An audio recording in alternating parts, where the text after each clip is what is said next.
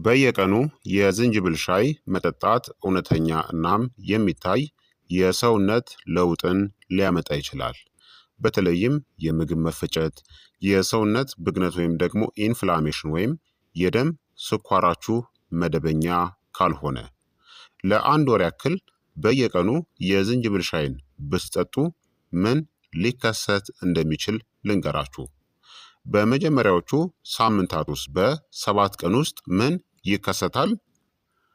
አንደኛ፣ የተሻሻለ የምግብ መፈጨት ይኖራችኋል። ብዙውን ጊዜ ከ2 እስከ 3 ቀናት ውስጥ ዝንጅብል ጂንጀሮል እናም ሾጋውል የተባሉ ተፈጥሯዊ ውህዶችን የያዘ ሲሆን እነሱም የምግብ መፈጨት ኢንዛይሞችን ያነቃቃሉ፣ ሆድ በቶሎ ባዶ እንዲሆን ምግብ እንዲወርድ ይረዳሉ፣ የጋዝ መፈጠርንም ይቀንሳሉ።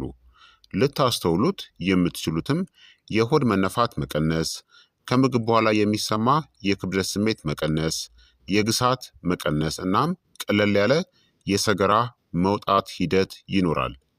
ዝግ ያለ የምግብ መፈጨት ችግር ካለባችሁ ይህ ብዙውን ጊዜ የመጀመሪያው የሚታይ ለውጥ ነው። ሁለተኛ፣ የማቅለሽለሽናም የሆድ ምቾት ማጣት ይቀንሳል። ዝንጅብል ጠንካራ ጸረ ማቅለሽለሽ ባህሪያት አሉት። በአንድ ሳምንት ውስጥ ብዙ ሰዎች የሚያስተውሉት የጠዋት ማቅለሽለሽ መቀነስ፣ የጉዞ መኪና መታከት መቀነስ፣ ከአሲድ ጋር የተያያዘ ምቾት ማጣት መቀነስን ታስተውላላችሁ በአንዳንድ ሰዎች ላይ ማለት ነው። ሆኖም ታዲያ ቀድሞውኑ ከፍተኛ የሆነ የአሲድ መመለስ ካለባችሁ ዝንጅብል ስሜታዊ በሆኑ ሰዎች ላይ የማቃጠል ስሜቱን በትንሹ ሊያባብሰው ይችላል። ሶስተኛ፣ መጠነኛ የኃይል መጨመር ይኖራችኋል። ዝንጅብል የደም ዝውውርን በትንሹ ያሻሽላል እናም እነዚህንም ሊያደርግ ይችላል። በሰውነት ውስጥ ሙቀት መጨመር፣ የመዝለፍለፍ ስሜትን መቀነስ፣ የአእምሮ ንቃትን ያሻሽላል። ይህ እንደ ካፌን አይደለም፣ ረጋ ያለ እናም ቀጣይነትም ያለው ነው። አራተኛ፣ የስኳር ፍላጎታችሁ ይቀንሳል።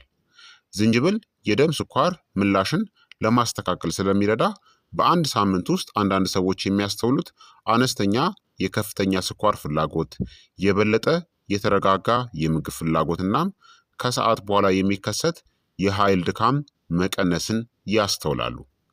የዝንጅብል ሻይን መጠቀም በጀመራችሁ ከ2 ሳምንታት በኋላ የምታስተውሉት ጥልቅ የውስጥ ለውጦች ደግሞ አምስተኛ፣ የሰውነት ብግነት ወይም ደግሞ ኢንፍላሜሽን ይቀንሳል። ዝንጅብል ከተፈጥሯዊ የህመም ማስታገሻዎች ጋር በመጠኑ የሚመሳሰል አንቲ ኢንፍላማቶሪ ውጤት አለው። ልታስተውሉት የምትችሉትም የመገጣጠሚያዊ ጥንካሬ መቀነስ፣ የጡንቻ ህመም መቀነስ፣ የወር አበባ ቁርጠት መቀነስና አጠቃላይ የሰውነት ህመሞች መቀነስን ታስተውላላችሁ። ይህ ውጤት ቀስ በቀስ እየተገነባ የሚመጣ ነው።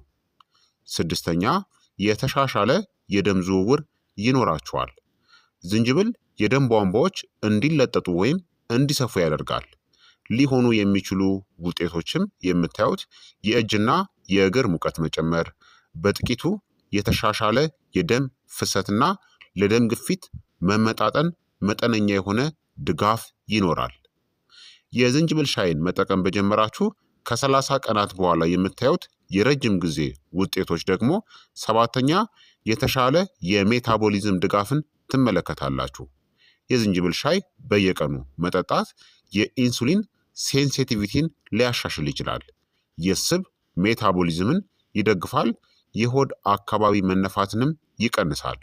ታዲያ ስብን በተአምር አያቀልጥም፣ ነገር ግን ከተገቢው አመጋገብ ጋር ሲጣመር የሜታቦሊዝም ጤናን ይደግፋል። ስምንተኛ፣ የተሻለ የሰውነት በሽታ የመከላከል አቅም ይኖራችኋል። ዝንጅብል ጸረ ተዋሲያንና የአንቲ ኦክሲዳንት ባህሪያትም አሉት። ከ30 ቀናት በኋላ ቀላል የሆነ ጉንፋን በብዛት ላይከሰትባችሁ ይችላል። የጉሮሮ መቆጥቆጥ ይቀንሳል። ከቀላል ኢንፌክሽኖችም በፍጥነት ታገግማላችሁ። የሰውነትን በሽታ የመከላከል ምላሽን ቀስ በቀስ ያጠናክረዋል። ዘጠነኛ፣ የኮሌስትሮል እናም የልብ ድጋፍን ይሰጣል። አንዳንድ ጥናቶችም እንደሚያመለክቱት ዝንጅብል የኤልዲኤል ኦክሳይድን ሊቀንስ ይችላል። ጤናማ የሆነ ትራይግሊሰራይድን ይደግፋል። ውጤቱ መጠነኛ ቢሆንም በወራት ሂደት ውስጥ ትርጉም ያለው ነው።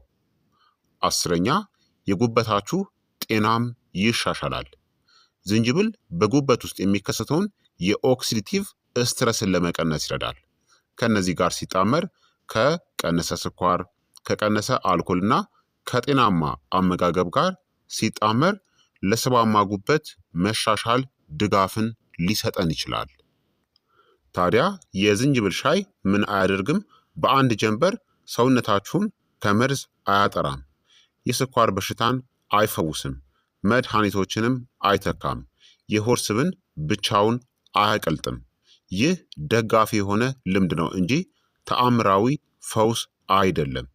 ታዲያ የዝንጅብል ሻይን እንዴት በትክክል ማዘጋጀት ትችላላችሁ? ቀላል የሆነ ዘዴ ከ1 እስከ 2 ሴንቲሜትር ትኩስ የሆነ የዝንጅብል ስር የተከተፈ ወይም የተቀጠቀጠ በአንድ ኩባያ ውሃ ውስጥ ከ5 እስከ 10 ደቂቃዎች ማፍላት፣ ከዛም አጥልላችሁ በሞቅታ መጠጣት ነው።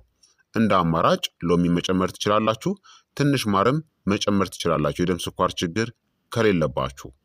ለመጠጣት ደግሞ ምርጡ ጊዜ ጠዋት ላይ የምግብ መፈጨትን ያሻሽላል። ከምግብ በኋላ ሲሆን የሆድ መነፋትን ይቀንሳል። ከመተኛታችሁ በፊት ሲሆን ደግሞ የአሲድ መመለስ የማያመጣባችሁ ከሆነ መጠጣት ትችላላችሁ። ሰውነታችሁ ስሜታዊ ከሆነ በባዶ ሆድ በከፍተኛ መጠን መጠጣትን አስወግዱ። በጣም ከባድ ኮንሰንትሬትድ የሆነ የዝንጅብል ሻይን ደግሞ መጠጣትን አስወግዱ። ምን አይነት ሰዎች ደግሞ ጥንቃቄ ማድረግ አለባቸው? የአሲድ መመለስ ገርድ ያለባቸው ሰዎች፣ የደም ማቅጠኛ መድኃኒትን የሚወስዱ ሰዎች። ዝንጅብል ደምን በትንሹ ሊያቀጠን ስለሚችል፣ የሐሞት ጠጠር ያለባቸው ሰዎች፣ ነፍሰ ጡር ሴቶች በከፍተኛ መጠን መጠቀም የለባቸውም። በመጠኑ መሆን አለበት። እናም ዝቅተኛ የደም ግፊት ያለባቸው ሰዎች ጥንቃቄ ሊያደርጉ ይገባል። አጠቃቀማቸው በልኩ መሆን አለበት። ደህንነቱ የተጠበቀው መጠን ለጤናማ አዋቂዎች በቀን ከ1 እስከ 2 ኩባያ መጠጣት በአጠቃላይ ደህንነቱ የተጠበቀ ነው። ከዚያ በላይ ከሆነ ግን የልብ ወይም የደረት ማቃጠል፣ የጨጓራ መቆጣት ወይም ብግነት፣ ተቅማጥንም ሊያመጣ ይችላል። በአጠቃላይ ለ30 ቀናት በየቀኑ የዝንጅብል ሻይን ብትጠጡ በአንድ ሳምንት ውስጥ ብቻ የተሻለ የምግብ መፈጨት፣ የሆድ መነፋት መቀነስ፣ የማቅለሽለሽ መቀነስና መጠነኛ የኃይል መጨመር ይኖራችኋል።